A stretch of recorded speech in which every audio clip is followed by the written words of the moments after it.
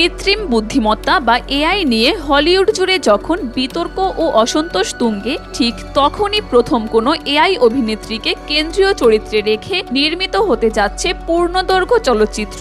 আলোচিত সেই অভিনেত্রীর নাম টিলি নরউড। মিস অ্যালাইন্ড নামের এই বিশেষ কমেডি ড্রামা ছবিটি প্রযোজনার কথা আনুষ্ঠানিকভাবে ঘোষণা করেছে এআই ভিত্তিক স্টুডিও পার্টিকল 6।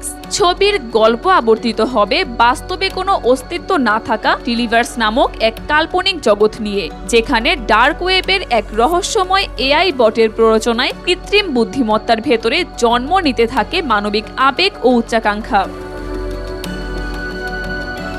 নির্মাতারা নিশ্চিত করেছেন চলচ্চিত্রটি পুরোপুরি এআই দিয়ে স্বয়ংক্রিয়ভাবে তৈরি হবে না, বরং এটি হতে যাচ্ছে মানব বুদ্ধিমত্তা ও প্রযুক্তির এক সমন্বিত প্রযোজনা। স্টুডিওর প্রধান নির্বাহী অ্যালাইন ভ্যান ডার ভেলডেনের মতে, এআই মূলত একটি সহায়ক মাধ্যম।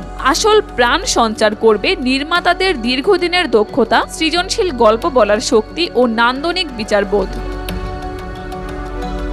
গেল বছরের শেষ দিকে টিলি নরউডকে কোনো এক মূলধারার ট্যালেন্ট এজেন্সির সঙ্গে চুক্তিবদ্ধ করানোর কথা উঠতেই ফুঁসে উঠেছিল হলিউডের শিল্পী ও কলাকুশলী সংগঠনগুলো।